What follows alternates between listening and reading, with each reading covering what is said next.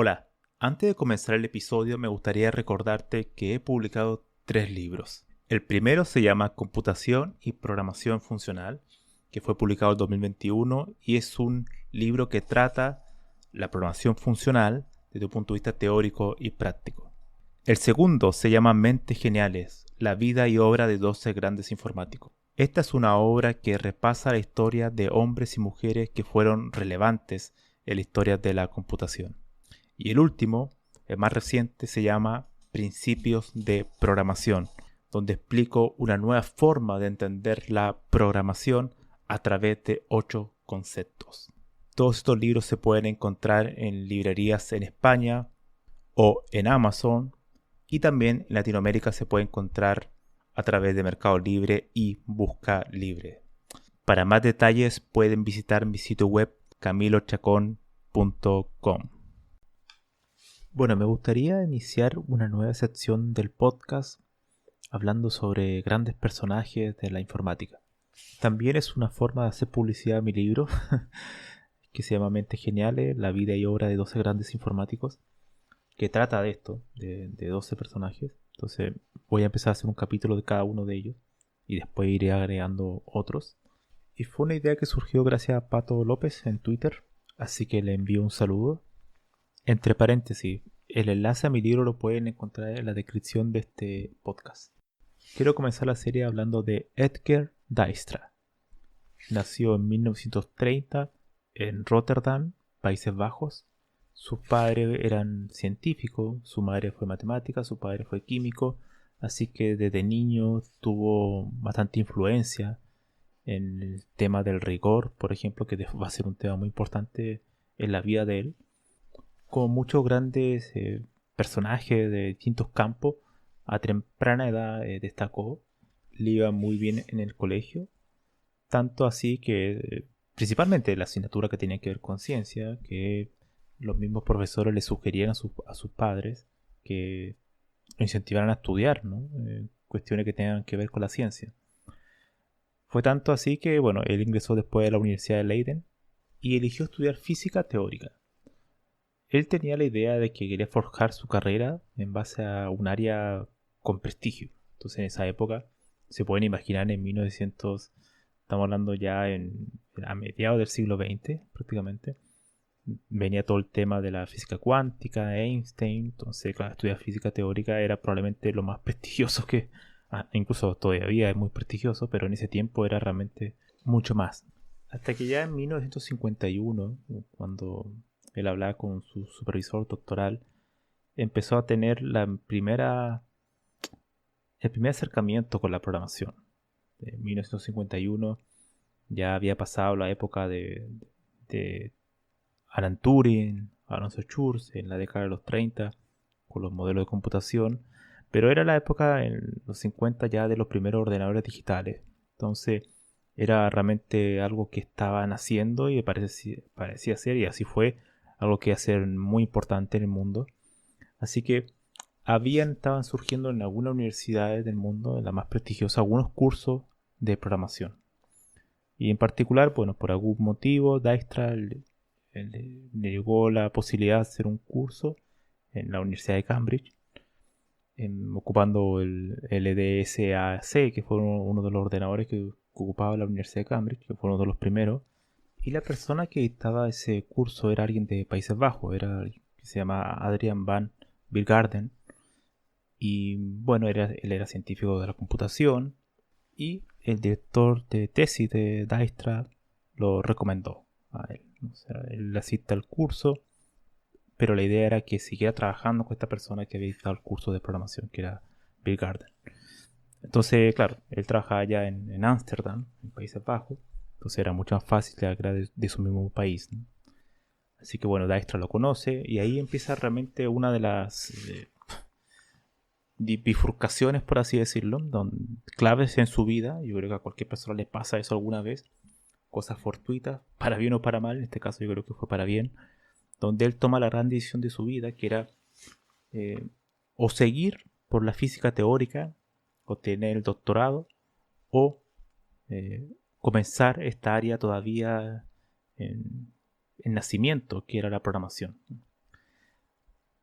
Ahora, claro, en ese tiempo la física teórica era algo muy prestigioso, por supuesto, hasta el día de hoy. Y la programación se veía como algo que iba a revolucionar el mundo, pero realmente no estaba muy claro hasta qué punto o cuándo iba a suceder eso.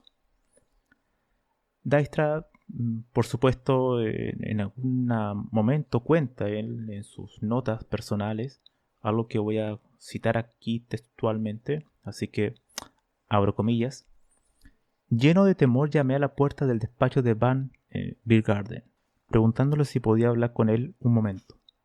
Cuando salí de su despacho una hora más tarde, era otra persona, porque después de haber escuchado mis problemas pacientemente, él estuvo de acuerdo en que hasta ese momento no había una disciplina de programación, pero luego pasó a explicar en voz baja que los ordenadores automáticos estaban aquí para quedarse, que estábamos solo al principio y no podría ser yo, hablando por Dijkstra, una de las personas llamadas a hacer de la programación una disciplina respetable en los años venideros.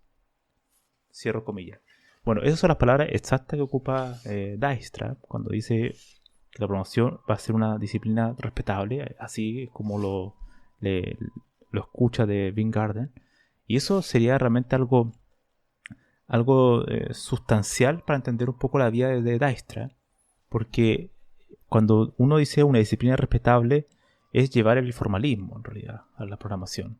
Él es físico teórico. Entonces la decisión que toma Dijkstra más adelante es terminar su doctorado lo más rápido posible y empezar a dedicarse a investigar el área de la programación. Ahora, a pesar de que Dijkstra fue bastante riguroso, él también hablaba de la programación como una ciencia, él nunca llegó a ser un lógico en el área de la lógica informática, en el sentido de la parte más pura, por así decirlo, racional de la informática, como lo fue Turing o como fue Alonso Schurz o como lo fue Martin Davis más adelante, que trabaja en el área de teoría de la computación. Dijkstra no. Dijkstra siempre fue alguien que le gustaba la parte práctica. Era alguien que quería experimentar, que quería estar cerca del hardware, quería programar, quería que se ejecutara en un ordenador. O sea, no fue alguien que estaba aislado de la parte más teórica de la computación, sino que él, esa influencia, ese rigor lo quiso llevar a esa parte aplicada, que era la programación. Así que Dijkstra dice más adelante, de una manera irónica, que a veces hay que tener cuidado con los consejos que uno recibe, porque a veces los jóvenes lo hacemos caso, por lo que le haya dicho Weingarten.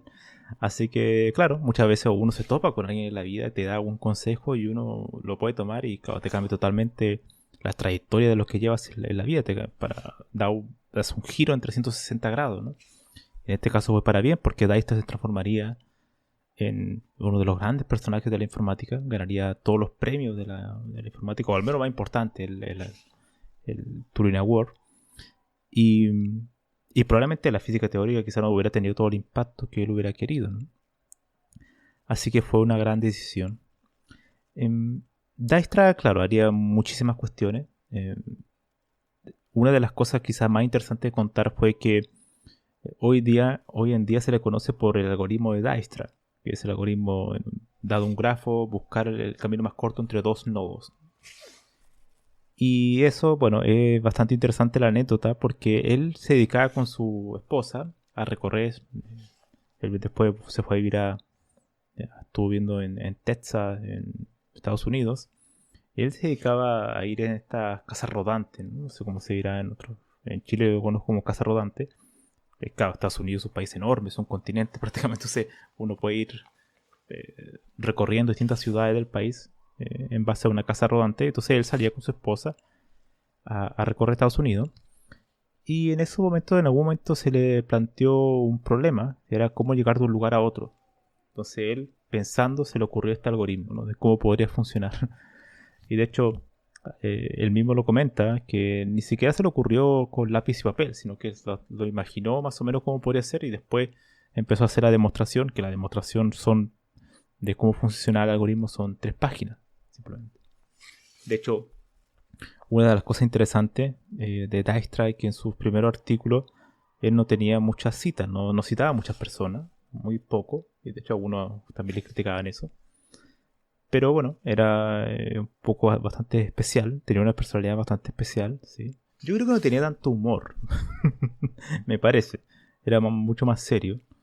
Y claro, eso muchas veces hay alguna anécdota también de Leslie Lamb porque es otro personaje importante que claro, alguna vez él le hacía broma a Dijkstra, bueno, le hizo una broma pero que nunca se la hizo saber, ¿no? Porque en realidad como que se la guardó y había escrito algo y donde corregía lo que había dicho Dijkstra, pero tenía tanto miedo que de lo que cómo iba a reaccionar Dijkstra que nunca la publicó porque Lamport también le gusta el rigor, pero tenía un sentido del humor mucho más, era mucho más eh, divertido en ese sentido, ¿no? Como que te podía hacer bromas, pero claro, él tuvo cierto resguardo de no hacerlo porque Dijkstra lo podía tomar para mal. Claro, Dijkstra tuvo muchas grandes disputas con distintas personas. Había una muy interesante que era el tema de la verificación formal de software. En ese tiempo habían autores que decían que las pruebas, el testing en el software no podían ser verificables. O sea, no podía haber la verificación formal, no era posible para todos los tipos de software. Entonces, claro, para Dijkstra que veía la programación como algo más científico, la verificación formal era algo fundamental.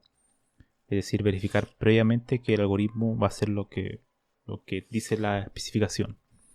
Pero en ese tiempo, en la década de los 80 y los 90, la ingeniería de software estaba surgiendo y se estaba mucha gente dando cuenta que la cantidad de software o la cantidad de código que se necesitaba para cubrir las necesidades del negocio iba a ser enorme y que no hacía poder aplicar verificación formal a todo el sistema. Por tanto, una metodología de pruebas, que es lo que actualmente conocemos, o sea, tener pruebas y que vayan ejecutándose para ir viendo si la cuestión va funcionando bien o mal.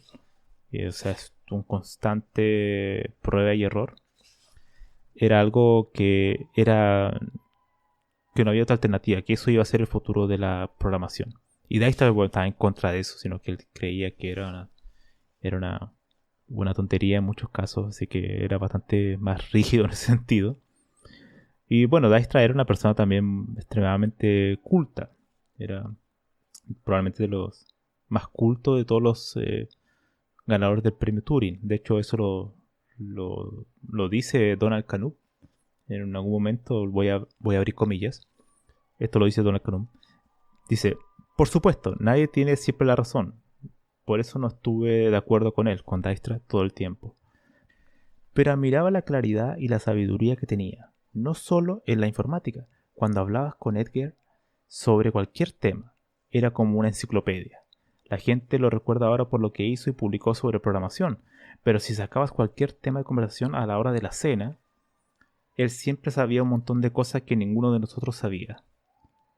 Era muy sorprendente. Mi principal desacuerdo con él fue que decidió no utilizar los ordenadores durante los últimos 20 años de su vida. Cierro comillas. Y claro, Dijkstra fue muy crítico de la revolución de la informática. Dijkstra muere en el año 2002, o sea, recién en los comienzos. Pero ya se estaba viendo lo que iba a ser un poco la programación, mucho software, muchos errores y mucha falta de rigor. Entonces él alcanzó a ver eso. Después obviamente eso empeoraría, pero ya lo había alcanzado a ver. Y él siempre escribía con un lápiz y un papel, o sea, no era mucho de ocupar los ordenadores, los computadores, no lo usó. De hecho, eso es lo que dice Knuth. Y claro, era una persona en el sentido más quizás apegada al pasado, en ese sentido. Le gustaba, de hecho, todas las notas que él escribió, porque fue un gran escritor, fue extremadamente prolífico, pero que no publicó, curiosamente. Tiene más de 1000 notas, documentos que no son breves, que están hoy en día disponibles, están transcritas porque están todos en papel, que alguien los transcribió y ahora están en formato PDF, pero todas fueron escritas a papel, a mano. Así que no le gustaba mucho ocupar el ordenador, aunque participó en el diseño o sugerencias de lenguajes de programación como Algol 60, y bueno, en el algoritmo que él diseñó. Y claro, en su nota él hace demostraciones de algoritmos y todo ese tipo de cuestiones, ¿no? Fue una persona que sin duda creyó que la programación podría ser lo más científica posible. Creyó Yo creo que quizás con una cierta... Bueno, es difícil catalogarlo con el paso del tiempo, a veces muy injusto. Pero él no pudo entender que el software era demasiado complejo y que no podía ser verificable totalmente. También fue muy crítico de la inteligencia artificial, tiene algunas citas muy interesantes. Por ejemplo, hay una que dice: en lugar de intentar imitar aquello en lo que somos buenos, pienso que es mucho más fascinante investigar en aquello que hacemos mal. Es insensato usar máquinas para imitar a los seres humanos, en tanto que las máquinas son realmente buenas siendo máquinas, y esto es algo en lo que los seres humanos somos malos. Cualquier proyecto de inteligencia artificial exitoso castra a la máquina por su propia naturaleza. Dijkstra en cierta medida era bastante rígido en ese sentido. Muchas de las cosas que él propuso, extraordinaria, el algoritmo de Dijkstra es una obra de ingenio y de creatividad enorme, pero él era muy... no vio eso, no vio el tema de... ¿Cómo llamarlo? Podríamos decir los sistemas basados en probabilidades, los sistemas numéricos de inteligencia artificial. No lo alcanzó a vislumbrar. Y tampoco alcanzó a ver que el software, como decía anteriormente, era demasiado complejo para aspirar a que todo sea verificable. Si es verdad que hoy en día muchas herramientas de verificación de software se siguen ocupando, hay algunas áreas del software que al final siguen siendo todavía prueba y error. Por tanto, no todo el software puede ser como él lo pensaba, como la programación científica. Creo que sí hay una parte de la programación que todavía puede aspirar a eso, pero toda la programación no puede aspirar a eso. Yo creo que hoy en día pensar así sería bastante ingenuo, ¿no? Bastante idealista pensar en eso. Y que hay que intentar avanzar teniendo en cuenta todo este tipo de complejidades que abarca el software. Dijkstra recibiría el máximo premio en informática, que es el Turing Award, en 1972, por el diseño del algoritmo y no tan solo eso, sino que muchas otras cuestiones también. El diseño de los lenguajes, también es su aporte extraordinario en todo lo que es la programación concurrente, él también tiene mucho que ver en eso. Y dejó un legado enorme. Yo creo que muchas de las cosas que él dejó se pueden resumir con la cita que él mismo mencionó en uno de sus artículos, que están abreviados con EWD, que es el nombre de las notas que están disponibles en el sitio web personal de él, que la administra la Universidad de Texas hasta el día de hoy, están disponibles. Y es el EWD número 32 y dice así, abro comillas: el programador no se diferencia de cualquier otro artesano. A menos que ame sus herramientas, es altamente improbable que alguna vez cree algo de una calidad superior.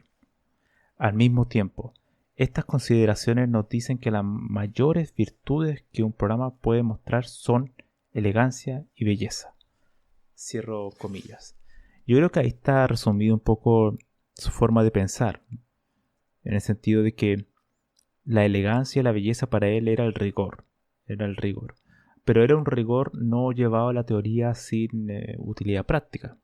No, para nada. Él creía que el software podía beneficiar a las personas, que podía hacer un aporte a la sociedad creando software, pero siempre teniendo presente que si vamos a programarlo tenemos que hacer bien, tenemos que pensar antes de programar de manera adecuada, ocupando las herramientas que nos entrega la ciencia y nunca haciéndolo de manera rápida y reflexiva, acrítica, sino que siempre teniendo presente que esto se puede hacer bien, ¿no? Desde un comienzo. Y una de las cosas que igual lo encontré muy interesante, porque como dije en su momento, a Dijkstra le encantaba escribir. Y en el EWD 1000, número ya 1000, o sea casi uno de los últimos que escribió, creo que actualmente son 1126 o 1300 más o menos. Hay algunos que no están transcritos. Justo en el 1000, él dice que uno de los mayores descubrimientos que tuvo en su vida, descubrimiento científico, de hecho menciona, por el cual se sentía orgulloso, fue adquirir el hábito de escribir sin tener la obligación de publicar. Pues la escritura para él fue un acto liberador. Eso lo dice con esas palabras. Y claro, es extraordinario porque él escribió muchísimo, pero no publicó tanto. Es decir, esas notas personales eran prácticamente como un diario de vida, pero enfocado a su estudio de la informática, de la programación. Entonces escribió demasiado y no publicó tanto. O sea, publicó muchos artículos, pero no publicó creo como 2 libros en colaboración, pero no mucho más. Pero sí escribía muchísimo y cada día. Era una rutina que nunca abandonó hasta sus últimos días. Yo creo que lo que uno puede aprender de Dijkstra, al final, a fin de cuentas, es la búsqueda, la necesidad de intentar hacer el mejor trabajo posible, de no abandonar el rigor, de que no todo puede ser subjetivo, de que no todo puede ser flexible, porque en cierta medida el software, cuando se vuelve demasiado flexible, demasiado dinámico, puede tender al caos. Entonces él creía en ese sistema, en el sistema riguroso de la programación, de ocupar los mejores lenguajes posibles para la programación. Entre paréntesis, a él no le gustaba mucho la programación funcional. Yo creo que fue porque nunca la quiso entender mucho. Realmente él se formó en lenguajes imperativos. No tuvo mucho interés en conocerla. Y la opinión de él era la de muchos también, no era el único, que eran abstracciones innecesarias. ¿Okay? Entonces que no aportaba mucho al software. Pero bueno, quizá hoy en día cambiaría de opinión. Por la gran cantidad de software que hay que construir, quizá construcciones funcionales son bastante útiles, ¿no? Para ese tipo de cuestiones. Finalmente, creo que lo mayor que podemos aprender de Dijkstra es que él era una persona que luchaba por su idea, no se quedaba callado, no se quedaba en su torre marfil con su puesto importante en la academia, sino que él salía a dar la batalla y era muy crítico, y si tenía que pelearse con alguien por su idea lo hacía. Y yo creo que eso es algo bastante rescatable, porque muchas veces los académicos se quedan escondidos, básicamente no salen de su torre marfil. Es una isla en algunos casos. Y Dijkstra no, Dijkstra le preocupaba mucho el impacto de la programación en la sociedad. No se quedó simplemente publicando artículos que iban a leer algunas pocas personas en el mundo, sino que él quería aportar a la programación no tan solo como disciplina que construía para construir productos, sino que también la enseñanza de la programación, de cómo tenía que ser la enseñanza, es decir, el aspecto educacional de la programación. Es decir, estaba muy preocupado del impacto en todas las esferas de la sociedad de lo que podría llegar a ser la programación. Bueno, eso sería el episodio de hoy. Si quieren saber más anécdotas de Dijkstra, la pueden encontrar en mi libro. Yo solamente mencioné algunas cuestiones, hay muchas más cosas de Dijkstra. Por ejemplo, el gran debate de GoTo, que fue otro tema muy interesante. También cómo participó en Angle 60, bueno, y muchas otras cosas que están en mi libro. Así que si le interesa, bueno, aprender más de la vida de Dijkstra, este personaje bastante inspirador, pues no hay muchos personajes como él hoy en día. Bueno, pueden ahí revisar ese capítulo. Eso sería todo por hoy. Espero que les haya gustado este episodio y nos vemos en el siguiente.